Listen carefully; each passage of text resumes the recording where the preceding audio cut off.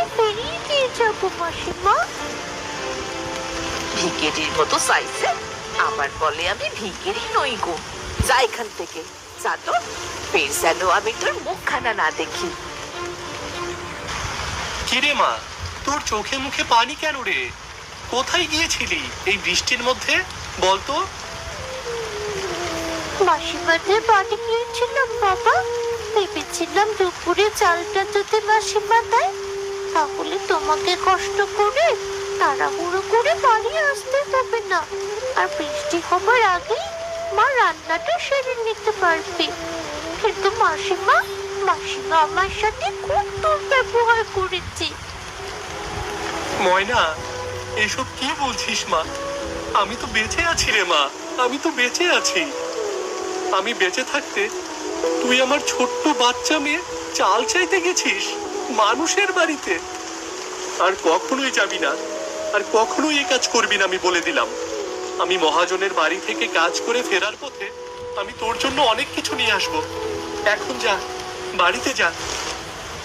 ঠিক আছে বাবা।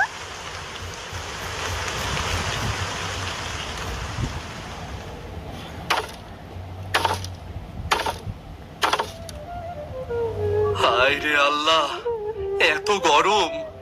এই কুড়াল দিয়ে খড়ি কাটা যে কত কষ্টের। আহ, হাতের তালু জ্বলে গেল।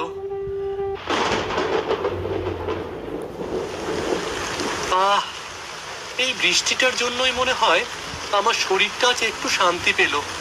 এতক্ষণ যা গরম লাগছিল, একেবারে ঠান্ডা হলো এখন। বাবু, আমায় ডেকেছেন? সব খড়ি কাটা শেষ, আমার পাওনাটা মিটিয়ে দিন।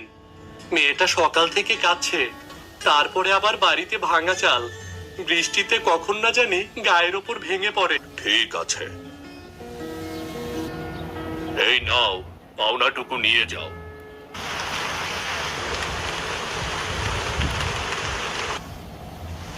হায় আল্লাহ, ঘরে যে পানি ঢুকে গেল।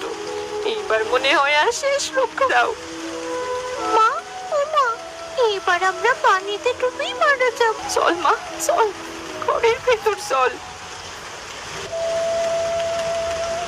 দুঃখী, শেষ রক্ষা হলো না গো। গায়ের সকলে মিলেও আমরা নদীর বাঁধটা ঠেকাতে পারলাম। আর কিছুক্ষণ থাকলে তো আমরা ডুবেই মরে যাবো। বাবা, কিছু একটা করো না, তাহলে তো সবাই একসাথে মারা যাবো।